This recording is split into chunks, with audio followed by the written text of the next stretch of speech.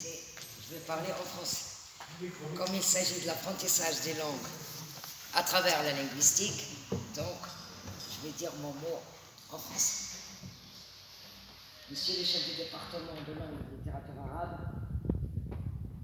monsieur le professeur, honorables participants, chers collègues, chers étudiants, mesdames et messieurs, il m'est particulièrement agréable de participer aujourd'hui à l'ouverture des travaux de ce colloque international sur al-lisaniyat wa ta'allum al-alsan, l'apprentissage des langues à travers la linguistique. Au nom de notre institution, la faculté des lettres et des sciences humaines de Rabat, et au nom de monsieur le doyen, Jamal Dilhani, qui s'excuse de ne pas être avec nous aujourd'hui car il est pris ailleurs, au nom du Centre de recherche langue, littérature, art, civilisation et société et du département de langue et littérature arabe, je remercie tous les intervenants venus d'Algérie, de Jordanie, d'Irak et du Maroc qui ont bien voulu prendre part à cette rencontre en hommage au professeur Mohamed Hassan et accepter de partager avec nous leurs connaissances sur la question des apports de la linguistique à l'apprentissage des langues.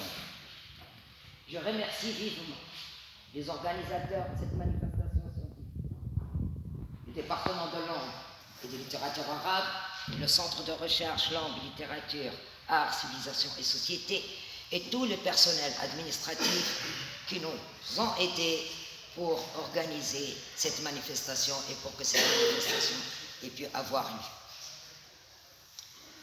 Je les remercie toute personne qui a fédéré les efforts et le savoir pour organiser cette belle rencontre en hommage à un éminent professeur, le professeur Mohamed Hassan. Je voudrais aussi remercier, au nom de notre université et de notre faculté, tous ceux qui ont bien voulu nous honorer de leur présence et suivre les travaux de ces rassemblements scientifiques. Mesdames et messieurs, le thème retenu pour cette édition, al-lisaniyat wa ta'allum al-alsan, a pour objectif de réfléchir sur les apports de la linguistique à l'apprentissage des langues et de créer des synergies entre chercheurs, linguistes et didacticiens, souvent peu enclins à collaborer. Dans un monde globalisé, l'apprentissage des langues est devenu une nécessité. Pour les nations, c'est un facteur de rayonnement et d'ouverture sur le monde. Et pour l'individu, un facteur irremplaçable d'enrichissement et de formation de l'esprit. D'où l'importance de pouvoir disposer de méthodes efficaces d'apprentissage des langues.